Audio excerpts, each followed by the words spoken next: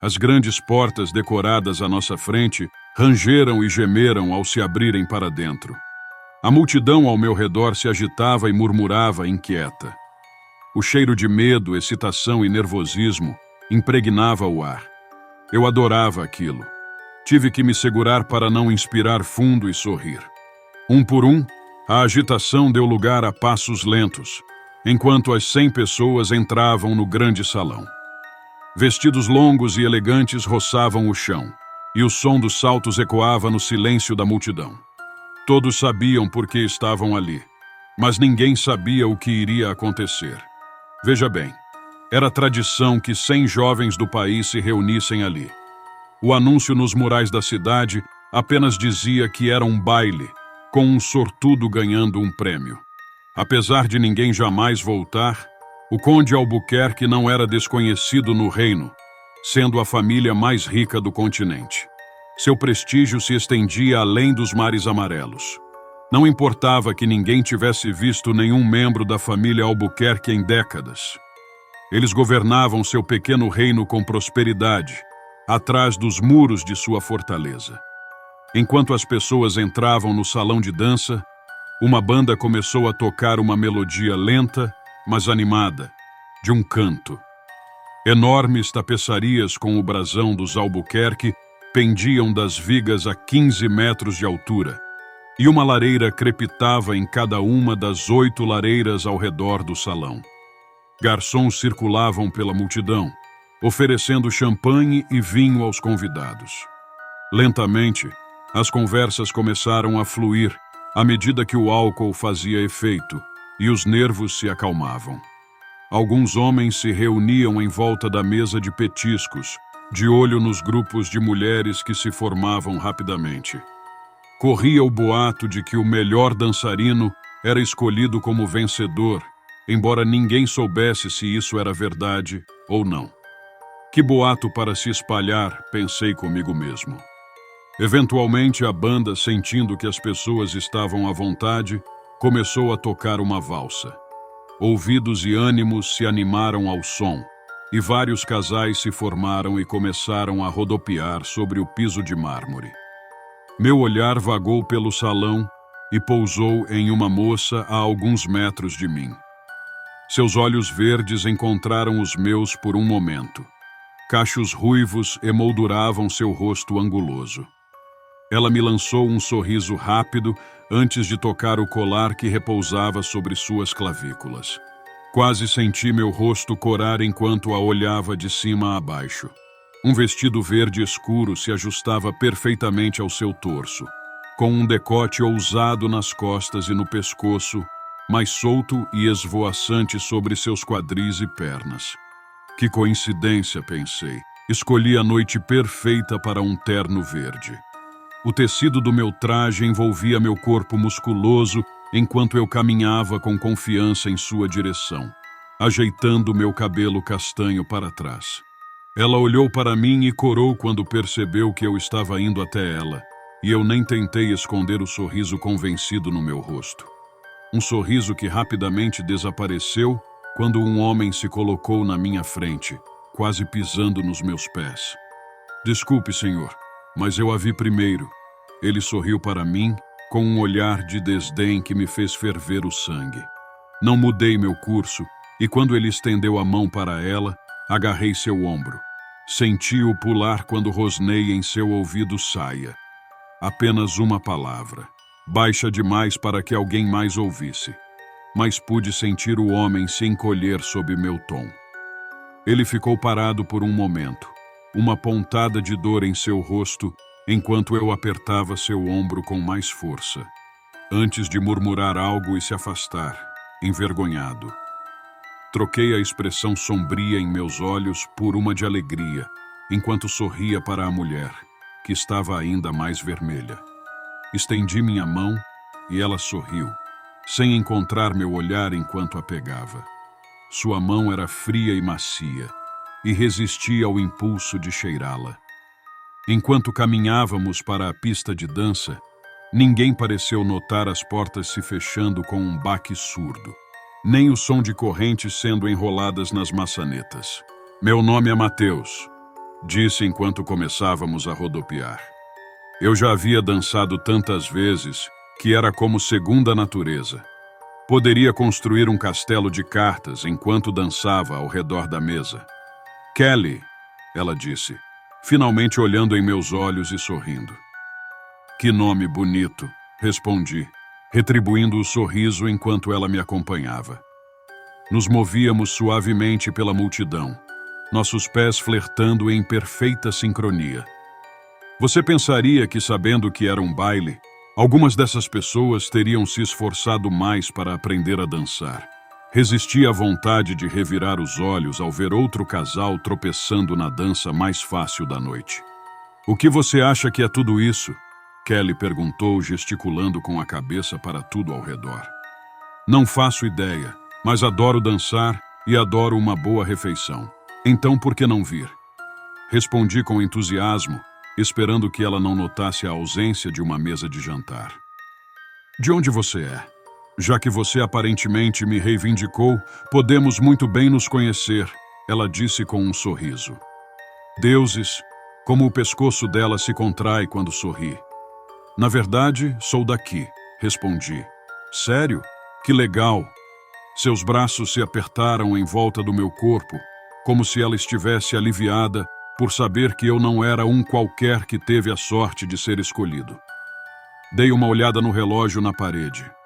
Veja isso, disse a ela, antes das tapeçarias começarem a subir em direção às vigas. Seus olhos se arregalaram de alegria e espanto quando pétalas de flores começaram a cair. Gritos de alegria ecoando dos outros convidados. Ela olhou em volta, olhos arregalados de espanto, antes de voltar seu olhar para mim. Espere, como você... Apertei meu aperto em sua cintura e mão e continuei a dançar. O medo passou por seu rosto enquanto nos movíamos. O cheiro me fazendo roncar o estômago. Você sabe o que é fome, Kelly? Perguntei, olhando em seus olhos. Quero dizer, fome de verdade? Seu olhar era firme e seus olhos arregalados enquanto ela balançava a cabeça, o cabelo ruivo caindo sobre seu rosto. Quase bonita demais, pensei, antes do meu estômago roncar novamente. Eu sorri, dentes à mostra. Eu sei, não a sua fome normal do dia a dia, mas você sabe quanto tempo são 5 anos de espera? Você iria querer que sua refeição fosse a mais bela, elegante e tenra possível. Uma expressão de horror e reconhecimento se formou em seu rosto enquanto ela começava a juntar as peças. Ela choramingou quando meu aperto se intensificou, seus ossos quase quebrando em minha mão. Por quê? Ela perguntou, lançando olhares pela sala em busca de ajuda silenciosa. Ninguém notou. A carne é muito mais doce quando faço isso. Sussurrei em seu ouvido, sorrindo e passando a língua em seu lóbulo. Ela estremeceu e se afastou, expondo seu pescoço. Gotas de suor haviam começado a se formar, e eu me inclinei e passei a língua por seu pescoço até o queixo, apreciando seus movimentos enquanto ela lutava para se libertar. Veja bem, por séculos eu apenas cacei. Um por dia, alguns por semana, mas nunca era o suficiente. Logo descobri que, a cada 5 anos, meu apetite está no auge, e eu tendo a apreciar muito mais minha refeição quando é tudo de uma vez. Ela choramingou alto, atraindo olhares de vários casais ao redor. Tínhamos parado de dançar, e as pessoas nos lançavam olhares preocupados ou irritados enquanto se moviam ao nosso redor. Quanto à dança, à fanfarra, tudo isso, gesticulei ao redor. Para encurtar a história, cansei de caçar. Uma vez que me tornei o nome Albuquerque que as pessoas agora conhecem, não precisei mais caçar. E quando minha carne está cheia de vinho, minha voz sumiu enquanto eu olhava para seu pescoço pulsante. Engoli em seco, o movimento a fazendo estremecer em meus braços. Cheia de vinho e alegria, rapidamente transformada em medo e terror. O sabor é incrível. Eu ri quando ela gritou, chamando a atenção de todos ao nosso redor. Presas surgiram da minha boca, enquanto eu enterrava meu rosto em seu pescoço, o sangue doce preenchendo minha boca, enquanto seu grito se transformava em um gorgolejo. Olhei para a multidão, o ar sibilando e espumando da ferida, formando uma espuma rosa enquanto seu corpo começava a convulsionar. Levantei meus braços para os lados. "O jantar está servido", gritei, quase abafado pelos gritos enquanto todos corriam em direção às portas. Eu ri e soltei o corpo trêmulo de Kelly, um baque úmido e um estalo quando sua cabeça bateu no chão. Os gritos ecoaram pelo salão enquanto a banda continuava tocando, desviando o olhar enquanto o sangue começava a espirrar no ar, e eu saciava minha fome. 4 anos depois, eu sorrio para o cartaz no quadro de avisos. "Baile dos Albuquerque", ouvi uma garota gritar. "Já faz tanto tempo?" Ela mal conseguia conter a excitação enquanto pulava para cima e para baixo. Uma pequena multidão se formou enquanto as pessoas liam o cartaz. Sorri para a garota animada. "Acha que tem chance?" Perguntei com ar de superioridade. "Vamos ver você dançar." Peguei seu braço e rodopiamos pela praça da cidade, suas risadas e gargalhadas ecoando no ar frio. Sua respiração se misturou à minha, enquanto eu me inclinava e sussurrava. "Te vejo no baile." A porta, de um azul cerúleo vibrante, refletia minha súbita inquietação. A sensação me invadia lentamente, crescendo em um sobressalto assustador que me paralisou. Se a porta fosse um espelho, e como eu desejava que fosse tão inocente quanto veria meu reflexo me implorando para correr. Não sei o que me chocava mais: o contraste daquela porta com o resto da biblioteca, ou o fato de nunca ter notado o caminho que fizemos para chegar ali. Suponho que existam coisas mais importantes a se fazer no primeiro ano da faculdade do que procurar detalhes peculiares na biblioteca. Ou talvez fosse a mudança sutil em seu olhar, a transformação de seu toque e o peso escondido em seus sussurros que me assustavam. Recuar parecia impossível agora, e mesmo que eu tivesse coragem, que seguisse meu instinto e corresse escada abaixo e para fora da biblioteca, ainda havia uma parte de mim curiosa, esperançosa, sedenta. Não era para ser perigoso namorar um professor? Não era assim que eu me sentia momentos atrás, quando ele me prensou contra as estantes e me beijou, enquanto eu pensava: existe algo mais emocionante do que isso. Não era essa mesma sensação que me invadiu quando ele sussurrou em meu pescoço que tinha um segredo para me mostrar e eu o segui ansiosamente escada acima? Eu achava emocionante antes, quando trocávamos olhares e toques furtivos em uma sala de aula vazia, nenhum de nós querendo ser o primeiro a se despedir. Ele roía as unhas na mesa, enquanto eu desenhava círculos e caminhos na madeira escura, cada toque uma pergunta. O que sua pele acharia disso? Enquanto isso, nossas bocas diziam trivialidades sobre o tempo, nossas cidades e restaurantes fora do campus, nada relacionado às aulas de antropologia. Entre essas palavras, nossos silêncios imploravam para o outro ficar um pouco mais, para que, eventualmente, talvez, usássemos nossas bocas para outras coisas. Estávamos testando as águas, vendo até onde iríamos antes de voltar. Acontece que o professor sabia nadar até meu quarto no alojamento, um lugar que eu nunca tinha visto outro professor ir. "Deixe-me te levar à biblioteca hoje à noite", ele sussurrou. "Consigo entrar depois de fechar."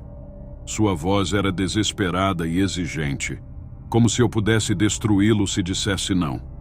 Eu queria saborear o poder que tinha sobre ele naquele momento, como lamber a manteiga de amendoim de uma colher. Mas não havia chance de eu dizer não. Eu teria lhe dado meu coração em uma bandeja de prata naquele instante.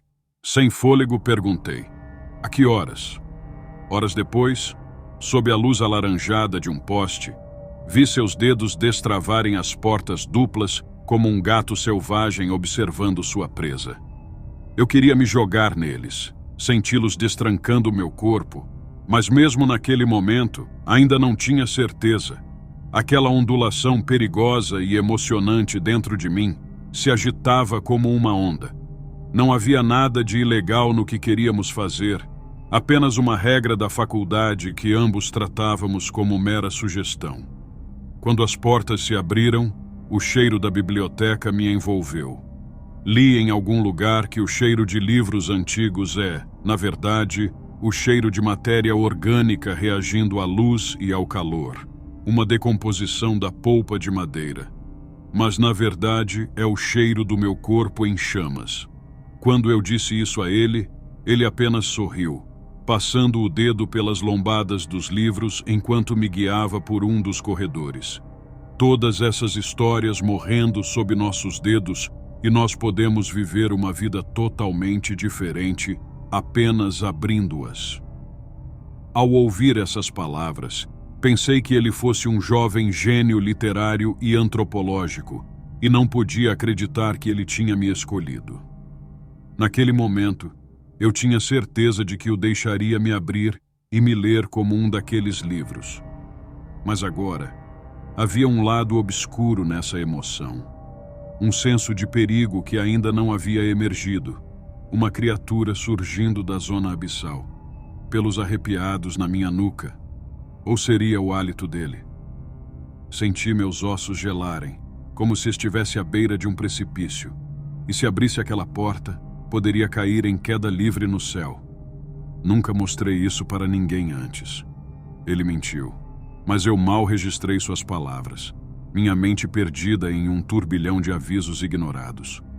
Da minha mãe, dos amigos, dos alertas da faculdade, do jornal do campus, 3 calouras ainda desaparecidas. Ele envolveu minha cintura com os braços, como se já fôssemos amantes confortáveis, como se o beijo que compartilhamos lá embaixo tivesse transformado nosso relacionamento de professor-aluna em algo mais íntimo. Eu me inclinei, ainda interpretando o papel da garota corajosa. Eu achava que queria aquilo. Segui-o escada acima querendo justamente isso. Uma parte de mim ainda queria. O medo me roubou muitas experiências, e eu prometi que este ano seria diferente, não foi?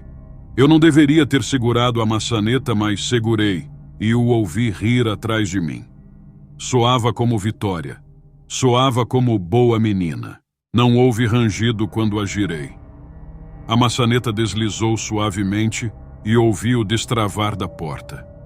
Em outra vida, eu abriria a porta e encontraria uma sala com uma pequena mesa redonda no centro, adornada com uma toalha branca e velas, e um violinista tocando uma música suave e relaxante. De algum lugar, um jantar de bife perfeitamente preparado seria entregue. E nós o cortaríamos lentamente com nossas facas, bebendo vinho e compartilhando segredos deliciosos. Nessa vida, faríamos amor sobre 1000 histórias de amor encadernadas em couro e passaríamos anos felizes juntos. Depois de me formar, nos casaríamos e teríamos 2 filhos, Olivia e Iris. Envelheceríamos juntos, e esta noite se tornaria uma história preciosa sobre a noite romântica em que nos apaixonamos. Uma história que pertenceria a um daqueles livros lá embaixo. Em outra vida, eu abriria a porta e encontraria uma sala entediante com um jogo de xadrez montado em uma mesa no canto.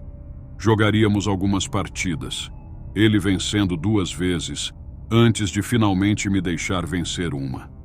Eu fingiria adorar, e namoraríamos em segredo por alguns meses antes das coisas acabarem. Talvez houvesse um final dramático, e eu passaria um verão de coração partido, amaldiçoando seu nome, sabendo que nunca esqueceria o ano em que namorei meu professor da faculdade. Em outra vida, eu soltaria a maçaneta e correria a escada abaixo, mais rápido do que nunca, de volta ao meu quarto no alojamento. Contaria tudo para minha colega de quarto e me perguntaria se deixei meu medo me fazer de boba novamente. Nesta vida, abri a porta e encontrei uma sala sem mesa, sem toalha branca e sem tabuleiro de xadrez. Uma sala com 4 paredes, que eu desejava que tivessem espelhos, para que eu pudesse ver meu reflexo. A percepção em meus olhos me diria que há um tubarão na água, para nadar rápido, embora eu saiba que é tarde demais. Eles me diriam a verdade, que talvez eu nunca mais visse a cor cerúleo novamente. Faz exatamente 1 ano, neste mesmo dia, que recebi meu convite para a Sociedade Arcádia. Mal sabia eu dos eventos horríveis que desencadearia, todos conectados por uma sincronicidade perturbadora. Meu envolvimento no clube secreto do livro parecia, a princípio, uma coincidência inofensiva. Na verdade, o convite veio de uma colega de faculdade que sentava ao meu lado nas aulas de literatura inglesa. Lembro-me do dia em que nosso professor nos levou para fora da sala, para aproveitar 1 hora do sol dourado de verão, com a tarefa de ler o livro que havíamos escolhido para nosso projeto de pesquisa.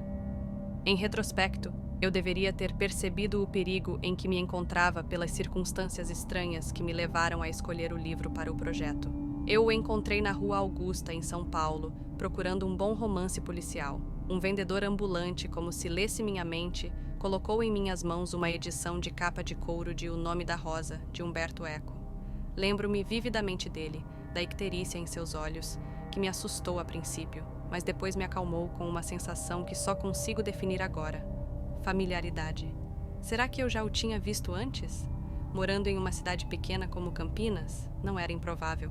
A urgência e o imperativo em seu olhar me fizeram agarrar o livro com força, como se fosse um tesouro, sabendo que era especial, embora não soubesse como.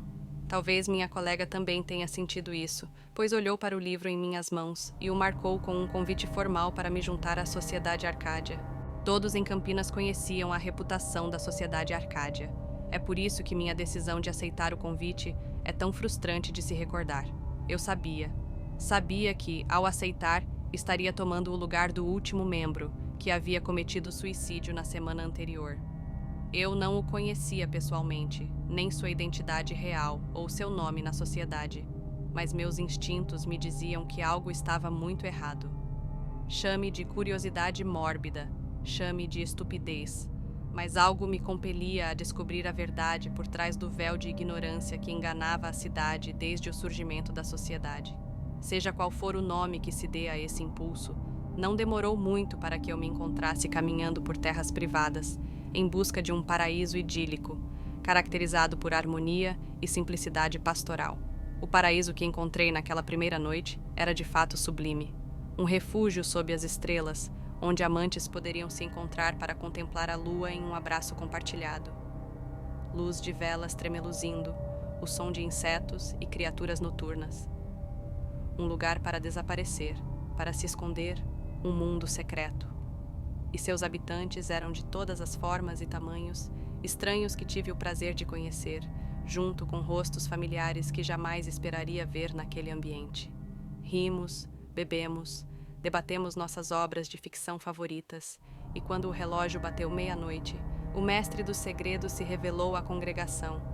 Edgar Rocha, um rosto que eu já tinha visto de passagem, terminando seu último ano na faculdade. Houve uma explosão de aplausos quando ele entrou no refúgio, um amor por ele que era mais forte que religião, uma devoção que transcendia o laço matrimonial.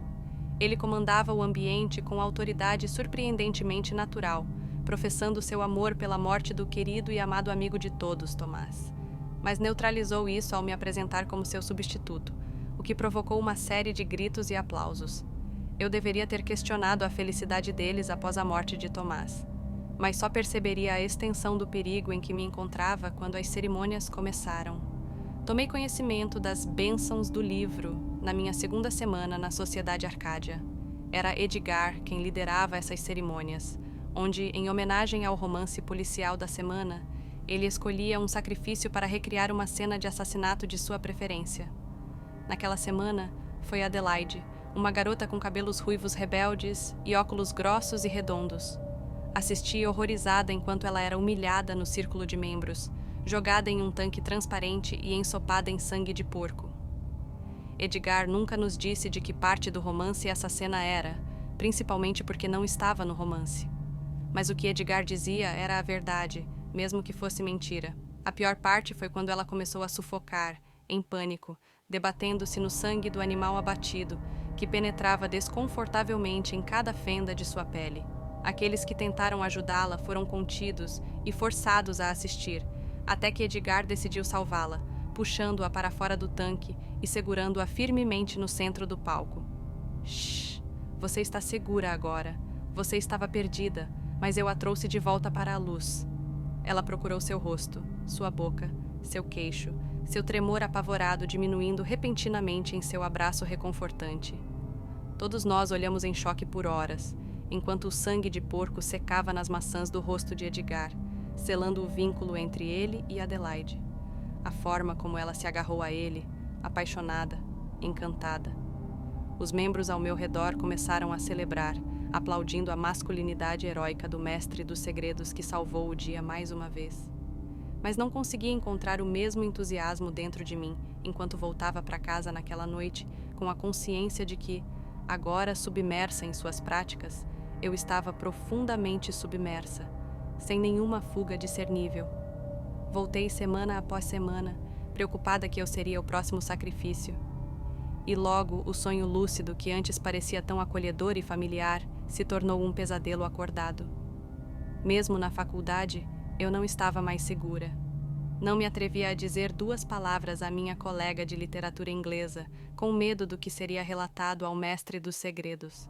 Eu mal conseguia olhar as pessoas nos olhos, uma casca frágil do que eu costumava ser, como se fosse um animal ferido, minha vida reduzida a tragédia e falta de sentido, sujeita a uma vontade universal indiferente. Notei Edgar Rocha com mais frequência também, andando pelo campus como qualquer outro estudante, com sua nova paixão, Betty, sob o braço, a ironia residindo no fato de que ele havia segurado a cabeça dela debaixo d'água na última cerimônia, até ela desmaiar. Aprendi coisas novas sobre a sociedade Arcádia ao longo do tempo. Aprendi com Digsby que os livros que líamos eram, muitas vezes, primeiras edições raras roubadas de bibliotecas protegidas. Aprendi com o maxilar quebrado de Jorge que, se você contasse a alguém sobre a sociedade Arcádia sem permissão, um grupo de 5 membros apareceria em sua casa no meio da noite para te espancar. Mas o mais importante, aprendi com Edgar que, se você se recusasse a ser o sacrifício, acabaria caindo de um prédio, como Tomás. No meu caso, não havia dúvida sobre esse resultado, e por isso continuei participando de seus jogos, dos jogos de Edgar, porque já tinha visto demais, sabia demais. Então, o inevitável aconteceu. Até hoje me dá arrepios. De muitas formas, eu sabia que era a minha vez, por isso não bebi álcool naquela noite. Não conseguia explicar como, mas sabia que essa noite seria decisiva para a minha alma. Lembro-me de como ele se levantou abruptamente, silenciando o círculo das bênçãos do livro, que se formou para testemunhar o sacrifício.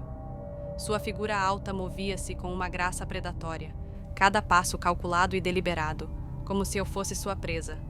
Esperava que ele me guiasse para o centro, como fazia com as outras garotas, mas em vez disso, ele agarrou a parte de trás da minha cabeça e me arrastou para o meio do palco, puxando minha cabeça para trás para que eu olhasse em seus olhos. Houve suspiros de choque e um leve sorriso surgiu nos cantos de seus lábios. Talvez ele sempre soubesse que eu era a rebelde do grupo, a que lhe causaria mais problemas. Talvez agora ele olhe para trás e se delicie com o poder que tinha sobre mim. Senhoras e senhores, o seu sacrifício. A sociedade Arcádia aplaudiu como se fosse uma noite na ópera, e com um sorriso arrogante, Edgar Rocha enfiou cianeto na minha garganta. Foi a minha respiração que me falhou primeiro, à medida que o oxigênio em meus pulmões se reduzia a respirações curtas e agonizantes. Minha visão rapidamente ficou turva, enquanto a tontura me fazia girar a cabeça e a náusea me ameaçava com a perspectiva de vômitos violentos. Lembro-me de cravar minhas unhas na carne de Edgar, implorando pelo antídoto, enquanto cada fibra do meu ser gritava em agonia, uma dor lancinante percorrendo minhas veias como se alguém tivesse incendiado minha corrente sanguínea. Mas não havia nada por trás de seus olhos frios, e a escuridão se aproximava nas bordas da minha visão. Eu realmente acreditei que ele ia me deixar morrer. Então, à beira do esquecimento, a escuridão invasora foi dividida por uma luz guia. A dor lentamente começou a diminuir. o mundo parou de tremer. A náusea diminuiu. Eventualmente, me apoiei nos cotovelos para ser recebida pelo olhar atônito do meu público da noite.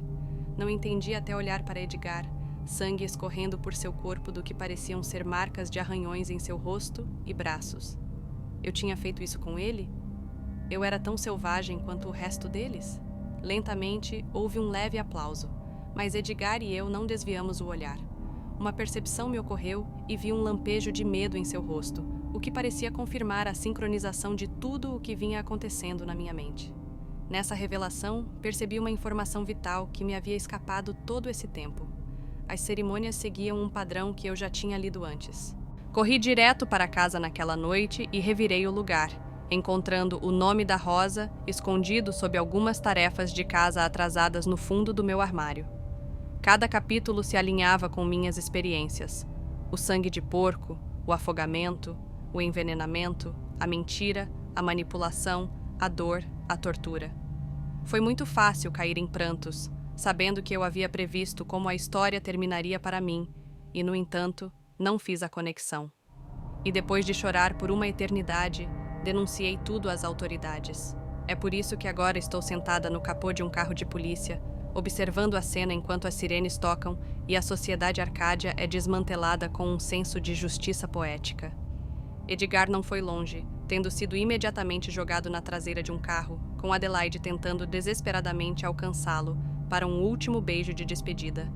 Tudo o que consigo pensar agora é naquele livro e na arrogância de ter superado a mente por trás dos segredos. Então, é aqui que minha história termina, comigo e o nome da Rosa. No entanto, algo nesse livro parece inacabado, como se a história não estivesse completa. Talvez seja a estranheza de como o consegui que não me agrada. Como aquele vendedor ambulante insistiu para que eu o tivesse. Ele sabia que me causaria tantos problemas?